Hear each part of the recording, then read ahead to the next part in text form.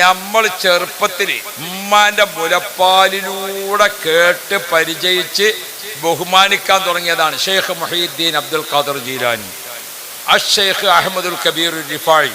നിങ്ങൾ ഓടിച്ചു നോക്കി, മുസ്ലിം ലോകത്ത് പോയിട്ട് ഇങ്ങനെ പറഞ്ഞാൽ നബി മുഹമ്മദ് മുസ്തഫ, സയ്യിദുന അബൂബക്കർ സിദ്ദീഖ്, ബീവി ആയിഷ, ഷെയ്ഖ് മുഹീദ്ദീൻ അബ്ദുൽ ഖാദർ ജീലാനി, മുസ്ലിമീങ്ങൾ താമസിക്കുന്നിടത്ത് പോയിട്ട് ഈ പേരാണ് പറഞ്ഞാണ്ടല്ലോ സിന്ദാബാദ് സിന്ദാബാദ് എന്നാണ് പറയും. അതാണ് സ്വല്ലല്ലാഹ് റളിയല്ലാഹ് ഖദ്ദസല്ലാഹ്. ആ പേരിങ്ങനെ കേൾക്കുമ്പോഴേക്ക് ആ സിന്ദാബാദ് ഇങ്ങനെ കിട്ടും, ആ സിന്ദാബാദ് ഇങ്ങനെ കിട്ടും.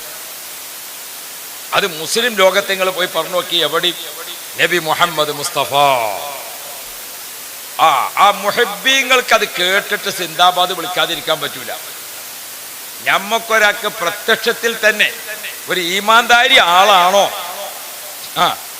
ഞാന് ഒരാള് മകക്ക് കല്യാണം അന്വേഷിച്ചാണ്ട് അങ്ങനെ പോകുമ്പം എന്നോട് ചോദിച്ചു, ഉസ്താദേ നമ്മളിപ്പോൾ ഈ കല്യാണമൊക്കെ അന്വേഷിച്ച് പോകുമ്പോൾ പോലിപ്പോൾ നമ്മളേറ്റൊക്കെ ഒക്കണ ആൾക്കാരാണോ അല്ലാത്തതാണോ, വേറെ വല്ല വിദഅത്തിന്റെ കക്ഷികളൊക്കെ ഉണ്ടല്ലോ, മുജാഹിദും ജമാഅത്തും തബ്ലീഗും എന്നൊക്കെ പറഞ്ഞിട്ട് അതിലൊക്കെ പെട്ടതാണോ ഒന്നും അറിയില്ല. അപ്പം ഞാൻ അവരോട് പറഞ്ഞു, നിങ്ങൾ വർത്താനത്തിൻ്റെ ഇടക്കിടക്ക് ഇങ്ങനെ റസൂൽ സ്വല്ലല്ലാഹു അലൈഹി വസല്ലം തങ്ങളൊന്ന് പറഞ്ഞു നോക്കേണ്ടി, ഒരു സലാത്ത് എല്ലുണ്ടോ അല്ലേന്ന് അറിയാലോ, എന്നാൽ വേഗം മനസ്സിലാവുന്നു.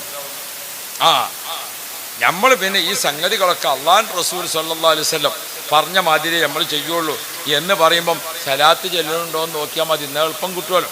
LDF പോയിങ്ങാണ്ട് UDF നേതാവിനെ പറഞ്ഞാൽ ഒരു സിന്ദാബാദ് വിളിച്ചൂല, UDF പോയിങ്ങാണ്ട് മറ്റേ പേര് പറഞ്ഞാൽ ഒരു സിന്ദാബാദ് വിളിച്ചൂല. സിന്ദാബാദ് കിട്ടണമെങ്കിൽ അവനാ ഇഷ്ടപ്പെട്ടത് പറയണ്ടേ.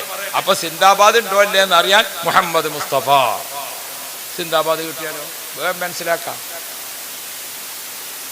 ആളെ അറിയാൻ മനസ്സിലാക്കാൻ വലിയ പ്രയാസമൊന്നുമില്ല, എളുപ്പമുണ്ടല്ലോ.